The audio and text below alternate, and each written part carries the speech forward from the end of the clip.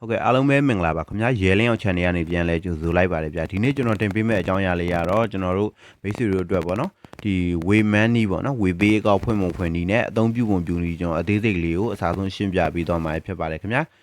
ကျွန်တော်တို့ဒီနေ့ခင်မှာဆိုရင်ကျွန်တော်ငွေလွှဲတာတွေဘာတွေအတွက်ဆိုရင်ကျွန်တော်ဘန်တွေဘာတွေကိုတကူးတကပေါ့နော်နည်းနည်းပါးပါးနဲ့ဆိုရင်တကူးတကကြီးသွားနေကြမလို့တော့ဘူးဗျာဥပမာ350ထိလောက်ကတော့ဒီဖုန်းလေးကနေပြီးတော့ကျွန်တော်တို့ဒီလိုဝေပေးတို့ခေပေးတို့ site တဲ့ပြင် software တွေနဲ့လွှဲလို့ရတယ်ပေါ့နော်ကျွန်တော်တို့ဒီဘန်ကိုတကူးတကသွားပြီးတော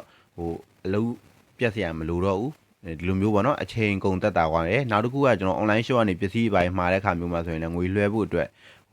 ဘန်ဒီပိုင်းတကူတကသွားလွှဲနေစရာမလိုတော့ဘူးဖုန်းထဲကနေဒီလိုအကောင့်တွေရှိမယ်ဆိုရင်ကျွန်တော်လွယ်တကူလွှဲလို့ရတယ်ပေါ့နော်ပြီးတော့ဖုန်းပေဖြည့်တာမျိုးတို့စရှိတက်ဖြစ်ပေါ့ဗျာကျွန်တော်တခုခုဝယ်တာတို့ငွေပေးချင်တဲ့အခါမျိုးတွေမှာဆိုရင်ဒီလိုအကောင့်တွေရှိတာကျွန်တော်တို့အတွက်အရန်အဆင်ပြေတယ်ပေါ့နော်ဒါကြောင့်မို့ကျွန်တော်ဒီနေ့ဗီဒီယိုလေးမှာတော့ဒီဝေမန်းဒီအကောင့်ပေါ့နော်ဝေပေးကောက်ဖွင့်ဖွင့်ဒီလေးကိုအစားဆုံးပြသပေးသွားမှာဖြစ်ပါတယ်ခင်ဗျပထမဦးဆုံးအနေနဲ့ကျွန်တော်လိုအပ်တဲ့ဒီ Wave software လေးကို Play Store ကနေသွားပြီး download ဆွဲမယ်ပေါ့နော်ဒီနေရာမှာအရေးကြီးဆုံးကတော့ဗာလဲဆိုရင်ကျွန်တော်တို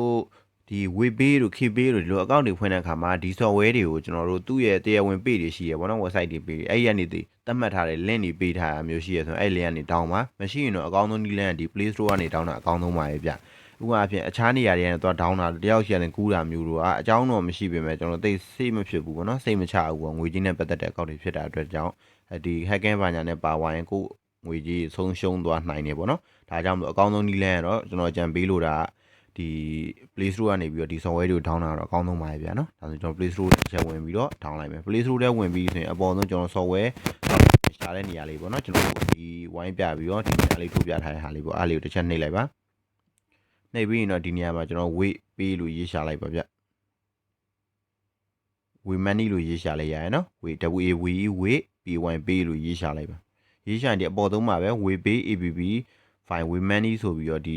ီသူ့ရဲ့ icon လေးနဲ့ပေါ့နော်အပေါ်ဆုံးမှာပေါ်လာလိမ့်မယ်အဲ့ဒါလေးကိုကျွန်တော်ဒီ install ဆိုတာလေးကိုတစ်ချက်နှိပ်ပြီးတော့ကျွန်တော်မြှားထုတ်ပြထား install ဆိုတာလေးတစ်ချက်နှိပ်ပြီး download ဆွဲလိုက်ပါဒီနေရာမှာ file size ကဘာမှသိမများတဲ့အတွက် download ဆွဲရအရင်မြန်တယ်ပေါ့နော်14 megapixel လောက်ပဲရှိရဗျဒါဆိုရင်သူ download ဆွဲလို့ပြီးသွားပြီ installing လုပ်နေကျွန်တော်ခဏစောင့်လိုက်မယ်နော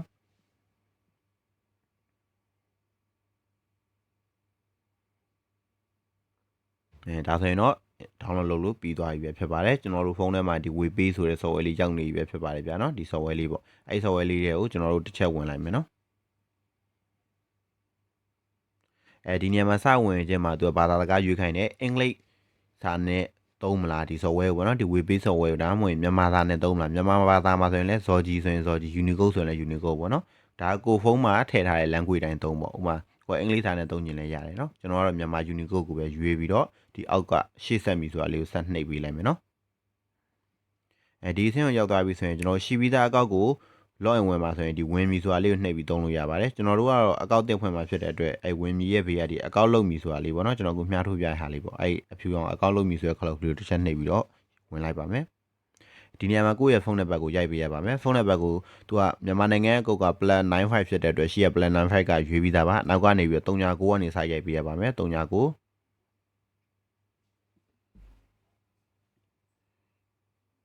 ကျွန်တော်ဒီနေရာမှာကျွန်တော်ကဝေပေးကောက်ကဖွင့်ပြီးသားပေါ့နော်ကျွန်တော်ဖုန်းနံပါတ်နဲ့ဖွင့်ပြီးသားဖြစ်နေတဲ့အတွက်ကျွန်တော်အသီးတင်ငယ်ချင်းတယောက်ရှိရဆန်ကတ်ခဏငှားထားတာပါငှားပြီးတော့သူဆန်ကတ်အလွတ်နဲ့ပေါ့နော်စမ်းပြီးဖွင့်ပြပေးပါမယ်ပြီးရင်ကိုဖုန်းနံပါတ်ကိုမှန်အောင်ထည့်ပါ39ကနေစရင်မှန်အောင်ထည့်ပြီးရင်ဒီအောက်ဆုံးမှာတေချာပါသည်ဆိုတဲ့ဒီအပြာခလုတ်ကလေးကိုတစ်ချက်နှိပ်ပေးလိုက်ပါဗျဒါဆိုရင်သူကဒီနေရာမှာ OTP code ကြာလာလိမ့်မယ်ပေါ့နော်အဲ့ message တွေဒီမှာပါမိတ်ဆွေလည်းမြင်မှန်းထင်ပါတယ်အပေါ်မှာဒီ message ဝင်လာပါတော့ဝေမန်နီကနေ message ဝင်ပြီးတော့ဒီကဏ္ဍလေးလုံးပေါ့နော်ဝင်လာပါလိမ့်မယ်အဲကဏ္ဍလေးလုံးမှန်အောင်ဖြည့်ပါဖြည့်ပြီးရင်ဒီပေးဖို့မီဆိုတဲ့ဒီအောက်ကစာပြလေးကိုနှိပ်ပါဗျကျွန်တော်အခုမျှပြထားတဲ့ဟာလေးဒီနေရာမှာကျွန်တော်တခုကြိုပြီးပြောထားတဲ့အရှိပါတယ်ဒီဝေမန်နီပဲသုံး KB ပဲသုံးဒီဘန်ကင်းနဲ့သက်ဆိုင်တဲ့ software သုံးတဲ့အခါမှာဒီလိုမျိုးအကောက်ဖွင့်ထားတဲ့စင်ကတ်ထဲကိုကုတ်တွေပို့ပါတယ်အဲ့ကုတ်တွေကိုသူများကိုလုံးဝမမျှဝေပေးနေပေါ့နော်သူများကိုပြောပြတာမျိုးတွေပါတယ်အကြောင်းမျိုးကြောင့်ပေါ့နော်အေဂျင့်ကလာပြီးတောင်းရင်တော့မပေးရမလို့ပါဘူးဒီကုတ်တွေကကိုတိုင်းပဲသုံးရတဲ့ကုတ်တွေပါဒီကုတ်တိသွားပြီဆိုရင်ကိုယ့်ရဲ့အကောက်ကိုဝင်ပြီးဟက်တာမျိုးတို့ဝင်ပြီးတော့သုံးရမျိုးဝင်ပြီးပတ်စံတွေယူရမျိုးလုပ်လို့ရပါတယ်ဒါကြောင့်မို့အရေးကြီးရပေါ့နော်သူများကိုလုံးဝမပြောပြပါနဲ့ဒီ OTP ကုတ်တွေကိုဒါဆိုရင်တော့ကျွန်တော်တို့ဒီပေးဖို့ပါဆိုတာလေးကိုတစ်ချက်နှိပ်လိုက်ပါမယ် ဒီနေရာမှာပင်လောက်ရမယ်ပေါ့နော်ပင်ကကိုကြိုက်တဲ့ကဏ္ဍ၄လုံးထားပါကျွန်တော်ဖုန်းလော့ခတ်တယ်လို့မျိုးပဲပေါ့နော်ဒီနောက်ပိုင်းဒီ Wayman software ဝင်သုံးမယ်ငွေတွေပါလွှဲမယ်လို့တိုင်းဒီကဏ္ဍ၄လုံးကရိုက်ပြရမှာဖြစ်တဲ့အတွက်ကိုကြိုက်တဲ့ကဏ္ဍ၄လုံးကို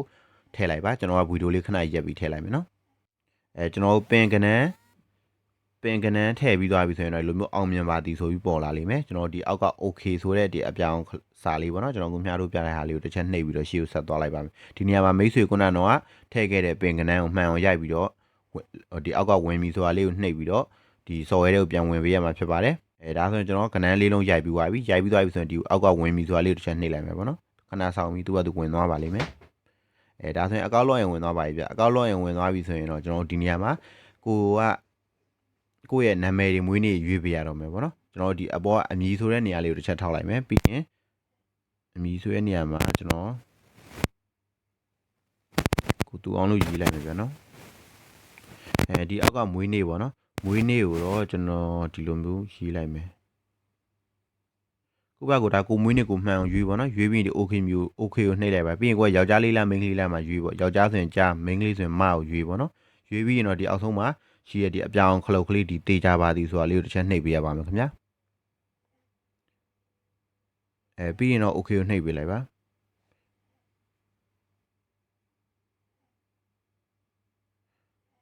ကျွန်တော်ဒီလိုမျိုးပေါ်လာပြီဆိုရင်တော့ဒီလက်ခံပါသည်ကိုတစ်ချက်နှိပ်ပေးလိုက်ပေါ့နော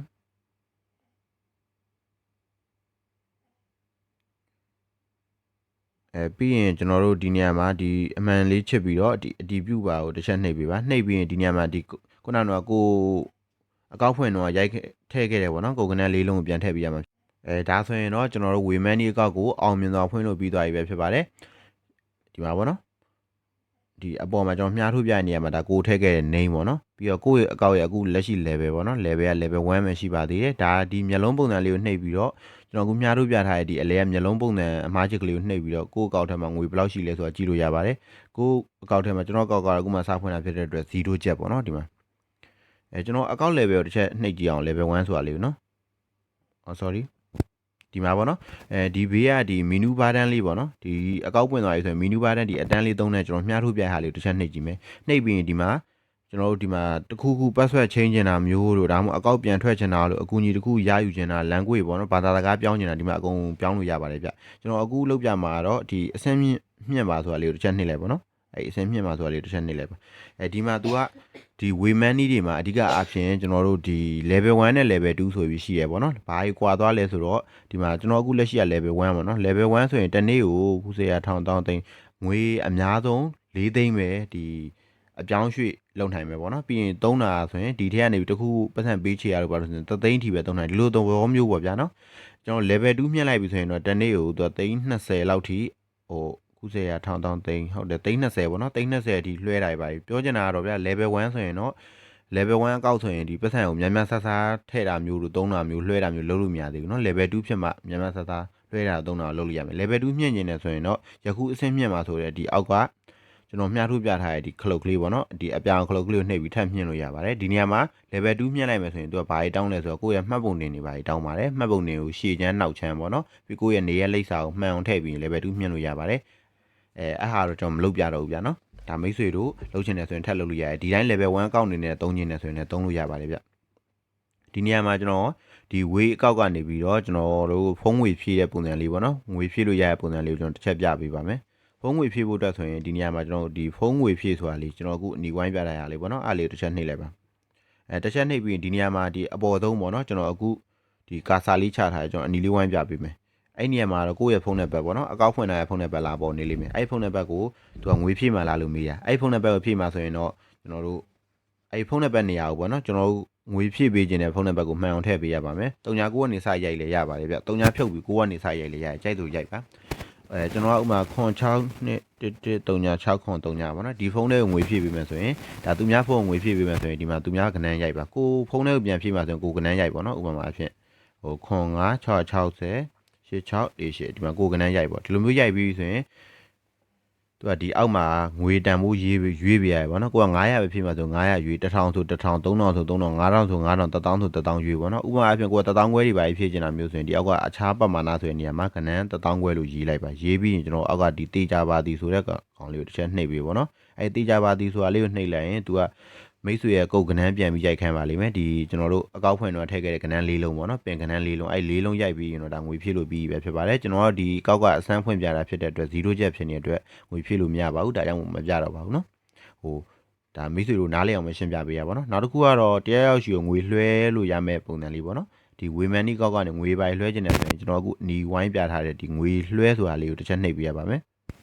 အဲ့လေးကိုတစ်ချက်နှိပ်ပြီးရင်ဒီမှာငွေလက်ခံသူဆိုတဲ့နေရာလေးပေါ့နော်ဒီအပေါ်ဆုံးမှာရှိတဲ့ဒီငွေလက်ခံသူဆိုတဲ့နေရာလေးပေါ့အဲ့နေရာလေးမှာကျွန်တော်တို့ဒီကိုလွှဲခြင်းတဲ့သူရဲ့ဒီဝေမန်နီဆိုရင်လည်းဝေမန်နီဟိုကနက်ဝေလွှဲတဲ့အခါမှာ2မျိုးလွှဲလို့ရတယ်ဗျာပင်ဒီ password ကနန်းနဲ့လွှဲလို့ရတယ်ဒါမှမဟုတ်သူ့အကောင့်ထဲကိုလွှဲလို့ရတယ်ပေါ့နော်ကြိုက်လို့လွှဲလို့ရတယ်ပေါ့အဲ့နေရာမှာတစ်ချက်နှိပ်ပြီးတော့သူ့ရဲ့အကောင့်ဆိုလည်းအကောက်ဖွင့်ထားတဲ့နံပါတ်ပဲဖြစ်ဒါမှမဟုတ်သူ့ရဲ့ဖုန်းနံပါတ်ပေါ့နော်ကိုလွှဲခြင်းတဲ့သူရဲ့ဖုန်းနံပါတ်ကိုမှရိုက်ထည့်ပေးရမယ်ဥပမာပြော06နဲ့113963မှာသူ့ရဲ့နံပါတ်ကိုရိုက်ထည့်ပြီးရင်ဒီအောက်မှာ80ရန်ဆိုတဲ့ကနန်းလေးကိုတစ်ချက်နှိပ်ပေးပေါ့နော်ပြီးရင်အဲ့မှာ06နဲ့603 inactive တယ်နော်ဒီ06နဲ့603ဆိုရဲစင်ကက်က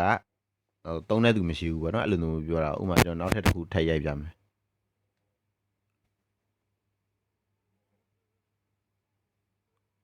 ဒီလိုမျိုးပေါ့နော်ပြီးရှေ့ဆက်မျိုးနှိပ်လိုက်ပေါ့